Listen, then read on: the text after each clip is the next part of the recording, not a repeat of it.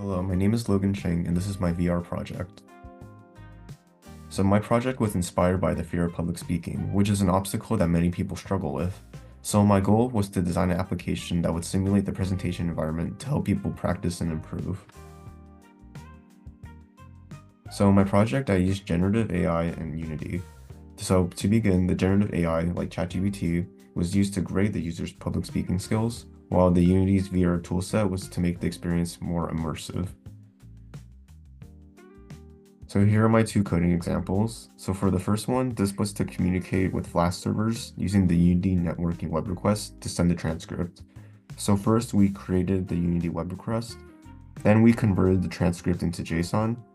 We would then set up the request handlers, and then check for a response that would also return a letter grade. And if we were unable to do that, it would omit an error. For the second example, this was the Flash server that was used to create communication with OpenAI API. So here we created the prompt that provided just a couple parameters for the AI to measure the grade. So this includes checking for repetitive words and historically accurate information. And here is our demonstration video.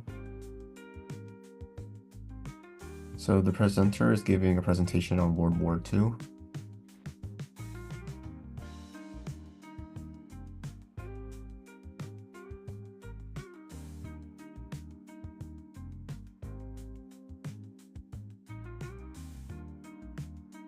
After he's done presenting, the transcript will be displayed on the whiteboard.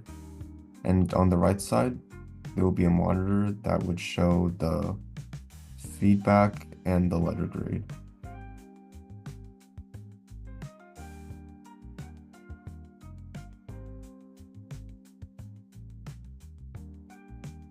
So my favorite part about working on this project was combining the transcript recording section with the ChatGPT AI grading section to create the one complete program. And I thought this was really cool because it was interesting seeing all the project's features finally come together.